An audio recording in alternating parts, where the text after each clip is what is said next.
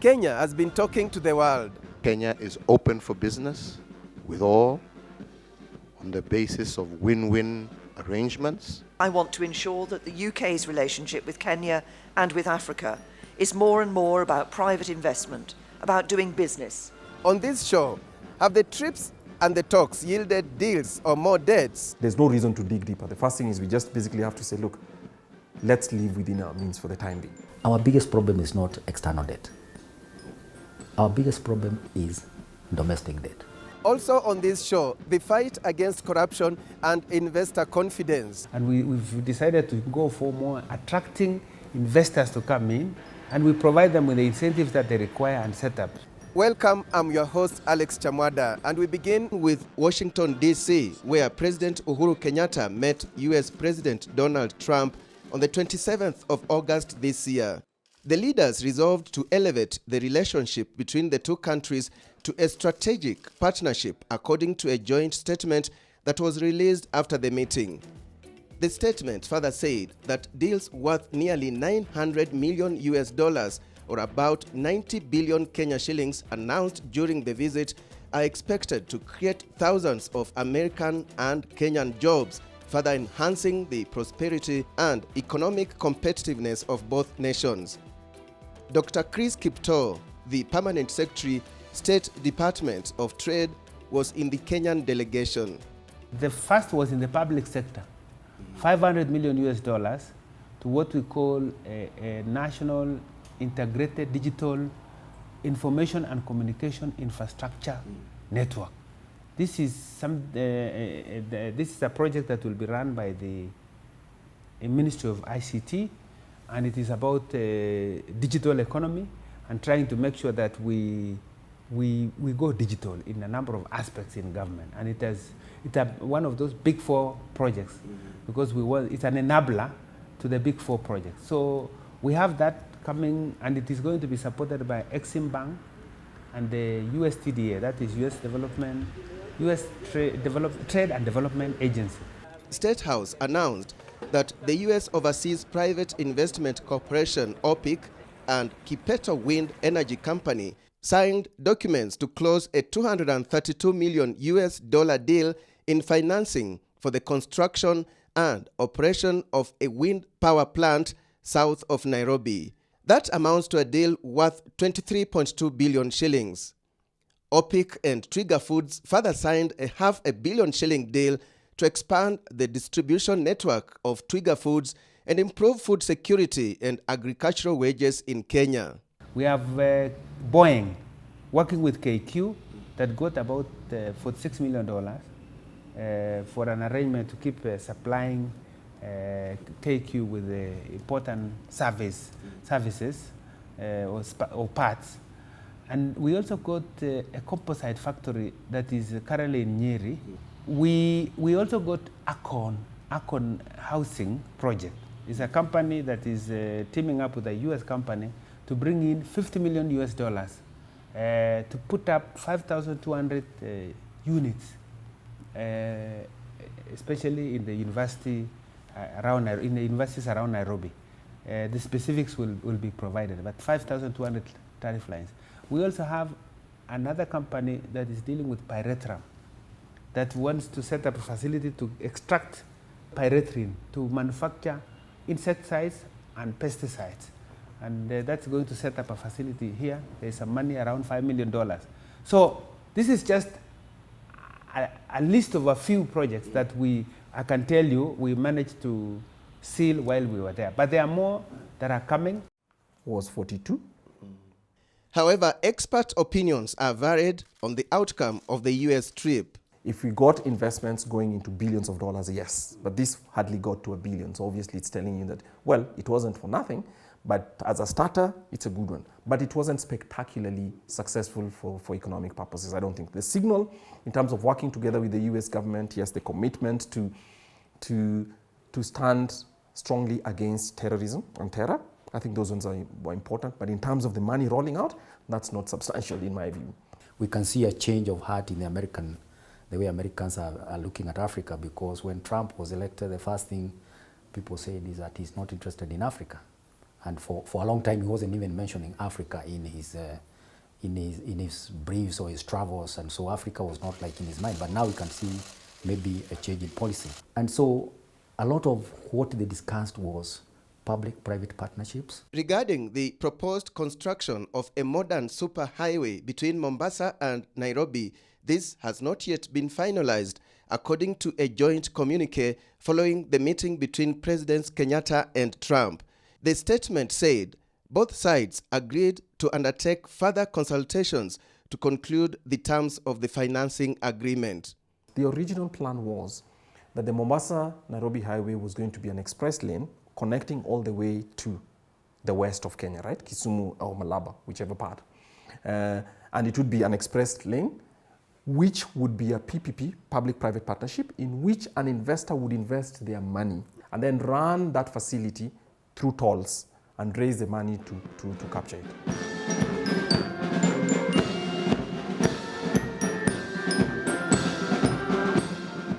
Then, UK Prime Minister Theresa May's visit to Kenya. Kenya is open for business with all on the basis of win-win arrangements that are mutually beneficial to all parties. And this is the basis of the discussions and we have had with the Prime Minister today, as with President Trump, and as we shall continue in China.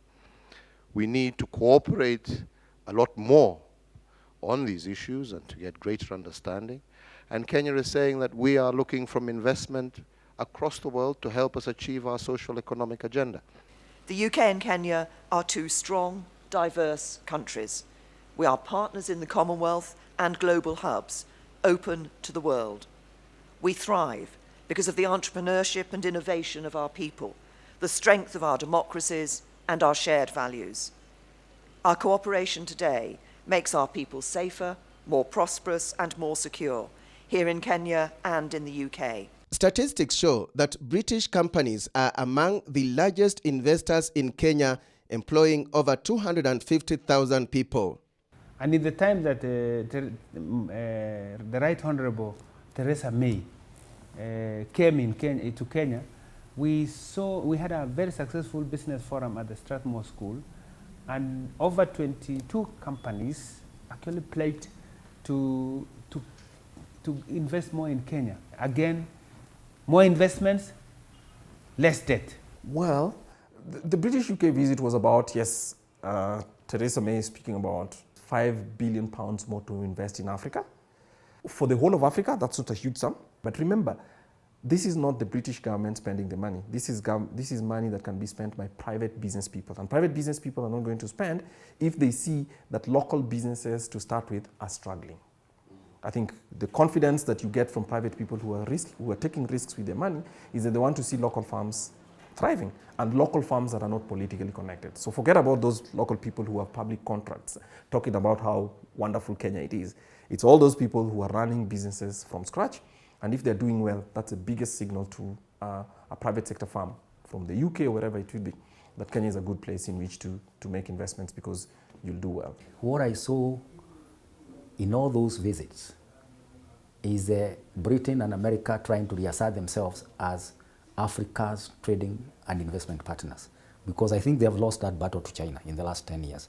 And so it is also significant that the president and the African presidents, 53 of them, were in China, in Beijing for the China-Africa Summit.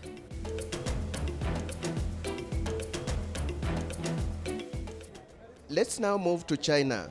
According to State House, the deals focused on the role of the private sector. This includes a 30-kilometer expressway running from the Jomo Kenyatta International Airport across the city to Westlands.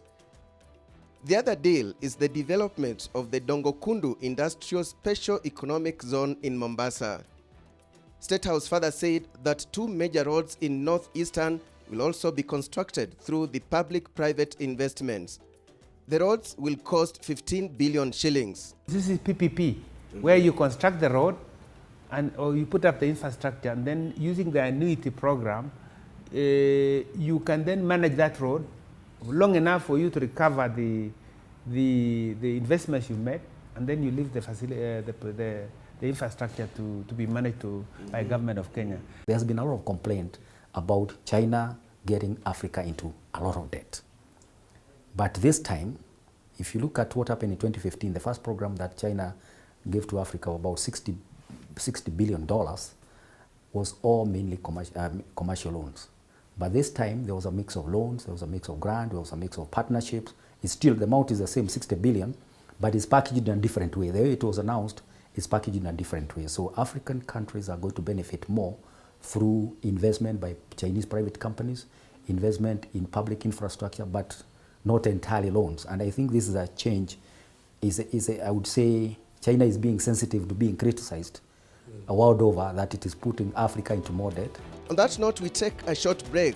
Still to come, Kenya's debt burden and way forward. I think the chickens are coming home to roost. It's very, very clear right now that government is in some kind of financial stress.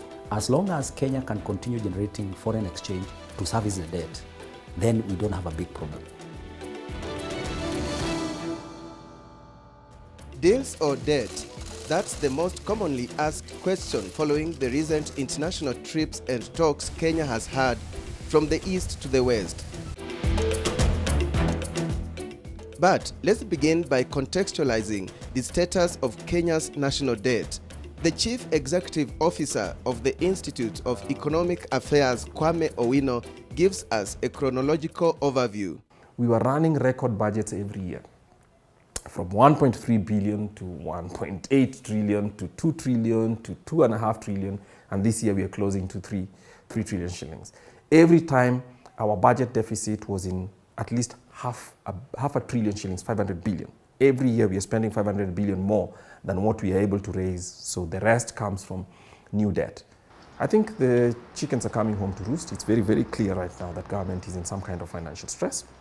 Now, it's not a crisis per se, but we're in financial stress in the sense that our revenues, right, are not matching our expenditure. Kenya's debt increased mainly because of loans taken for infrastructural development. But again, at what point or what threshold can a country worry about debt? Peter Warutere is an economic analyst. Debt is a controversial issue. We have countries even like US, Japan and others which have debt beyond 100% of their GDP. And they don't get worried. But they don't get worried because they have all these expansive opportunities in the world to export to the world, to their currencies are used across borders. So like the US dollar is used all over the world. It's the largest currency circulation in the world. And so they don't get worried because they earn a lot of money from foreign deals and their foreign investment. For us, as a low middle income country, there's a problem that when debt crosses 50%, I think the threshold, even by the World Bank statistics, is that when debt starts going beyond 50% of the GDP, then you have reason to worry that you are contracting a lot of debt and your finances are not sufficient maybe to pay that debt in good time. But the most worrying aspect of that is if you are not generating enough foreign exchange from trade and other activities like tourism to pay that debt, because that's where you can get into a crisis. As long as Kenya can continue generating foreign exchange to service the debt, then we don't have a big problem. And right now, the ratio is about 57% of GDP. Now that Kenya is where it is in terms of national debt, the question is, what should be done about it? The main problem is, for 5 years straight, we've been spending much more money than we can raise. We are at the point where we are at the end of our rope. We actually need extra money, and the only way we can do that is by raising tax rates. Part of raising that tax rates is to start to raise the taxes on fuel, and obviously its effects Kenyans can already see. Fares have gone up. Some goods and services will also cost much more because manufacturers use fuel in manufacturing some goods. Transportation of goods specifically will also do that. So it will have a spiral effect that may raise costs of living all over for all Kenyans. Whether you tax fuel or something else, you're still going to have to raise the tax. That's the unfortunate thing. The one on the fuel is the most salient, and it's the one for which Kenyans can see directly its effects. But I don't see that we have many choices, to be honest. If you're going to have to pay for those loans that we've run and to maintain the size of the budget that was already passed in June, then we have no choice but actually to raise some taxes. Even if we defer them for another 2 years as Parliament proposed, right, until the year 2020. I don't think that it'll definitely come because time runs. It'll definitely come. I don't know what we'll say in 2020 because if we pass those taxes, it'll have a transmission effect. It will affect transportation, it will affect the cost of goods and services, it will affect many more things. And if that happens, it means that's the cost we are paying for the fact that we'd spent all this money already. What we should be asking ourselves is, all this money that was borrowed to invest in infrastructure, why hasn't it generated an increase in taxes or tax collections so that we didn't have to raise this tax? And it's clear why. Some of that money was not used well. Some of it did not show up in subsequent budgets because when the Auditor General went to look for it, it wasn't there. And part of it is just basically mismanagement. So yes, it's unfair on the taxpayer, but as a taxpayer, I have to be honest by thinking that there's just no other way. The biggest problem is when we contract debt and then we have the kind of corruption we are seeing every day in this country. So our tax money, we are collecting so much money from taxes, 1.7 trillion. And that money, when you look at how much we, of course these are global figures, national figures like the National Youth Service, you have the money in sports, you have the money. So if you put all that money together, maybe 100 billion has been lost in a very short time. Yes. So if you are collecting taxes every year and you are losing 100 billion, you have to think about how much that money could have done so that this country would not have contracted that debt of 100 billion if you are using that money prudently and putting it in some investment. So there is a whole conversation that I think we need a bigger dialogue on debt, because debt per se, as an instrument of development, is very important. You reduce your total spending, obviously, in terms of waste, and you manage the waste as well. So if what that means is government has to do all that it can to close loopholes that are related to waste, but at the same time make sure that our tax collections are okay. So that's a first. The second thing is you cut off all those huge infrastructure investments that we intended. Why? Because we don't have money for it. There's no reason to dig deeper. The first thing is we just basically have to say, look, let's live within our means for the time being and hope that you cap expenditure and hope that as growth takes place over time, it buys you sufficient space in that time. And then over time, you get back into solvency. It's a decision that requires firmness. In 2-3 years, you can have it under control, provided you do not continue to spend. So trade, public-private partnerships, and no more debts is the way to go while fighting corruption and cutting down wastage. This now leads us to the final segment of our show today, in which Michael Zimanji gives us an analysis of Kenya's trading partners. Official statistics indicate that Pakistan is the largest market for Kenya's tea exports, while textile and apparel top the list of US purchases from Kenya. Overall, in 2017, Kenya's exports to Pakistan were worth 64 billion shillings, while Kenya's imported goods from Pakistan were worth 25 billion shillings. In terms of order, except last year where we've seen the order of the ranking changing, where Pakistan took the position number 1. But on average, over the last 10 years, Uganda is number 1, followed by Netherlands, followed by USA as number 3. Number 4 has been UK consistently for a long time. Number 5 has been Pakistan. And then number 6, our neighboring country, Tanzania. Then we have also Rwanda among top 10. We have Ethiopia, we have DRC, we have Egypt. Kenya boasts of balance of trade in its favor when it comes to trading with countries like Uganda, the Netherlands and the UK. The character of goods that Uganda imports tends to be our manufactured goods. So it would be our cooking oil, which is manufactured in Kenya, which then goes into up there. On the other hand, for all our flowers and all those horticultural products that we do, Uganda doesn't, because Uganda agriculturally is more self-reliant than we are. So for that reason, our exports of flowers, our exports of horticulture tend then to go into Europe. Kenya's exports to Uganda were worth 61.8 billion shillings, while imports from Uganda to Kenya stood at 42 billion shillings. Kenya's exports to the Netherlands were over 43 billion, while imports to Kenya were worth 19.5 billion. To the United Kingdom, Kenya exported goods worth 38.5 billion shillings, while imports from the UK to Kenya were worth 30 billion. Uganda is also becoming an important source of raw materials and some items that Kenyans require, like maize, like animal feed, and legumes, vegetables, eggs, and all that. But for a long time, we've been supplying manufactured goods. We've been exporting manufactured products to Uganda. And I think we're beginning to see also a bit of reduction in that because Uganda is beginning to develop its industries. And so the demand for manufactured products has a little bit gone down. When it comes to trade with South Africa and China, the balance of trade was negative against Kenya. In 2017, Kenya imported goods worth 61.8 billion shillings from South Africa, and this was partly because of maize imports, while Kenya's exports to South Africa were only about 2.7 billion shillings. Kenya's imports from China were worth over 390 billion shillings, while Kenya's exports to China stood at 9.9 billion shillings. So if you look at it, Kenya's exports to China was less than 3% of what China exported into Kenya. So what our imports are. And it's clear because most of these are consumer goods, whether it's textiles, the kind of things that people get from there.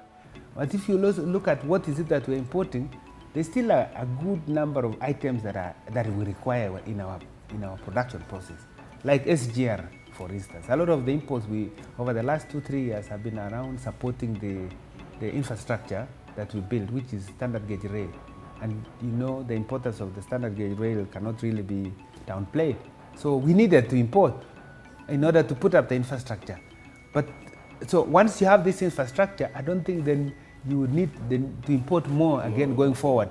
So this is something we expect to reverse going into the future. The balance of trade between Kenya and the US was negative for Kenya too. Kenya's exports to the US were worth 47 billion shillings, while imports were worth 57 billion. Europe is bigger than the US again in terms of taking forward our products. America allows us to export to some manufacturers in the form of AGOA, because AGOA is a unilateral trade arrangement which allows us to export textiles and many other things, and honey and some things. Why? Because it's a unilateral concession. For the Chamwada Report, my name is Michael Zimanji. With that, we come to the end of the show. Remember, this conversation continues online. Our hashtag is Deals or Debt, and you can find much more on our website, that is chamsmedia.com. This is a Chams Media production for KTN News. Thank you so much for watching, and bye-bye for now.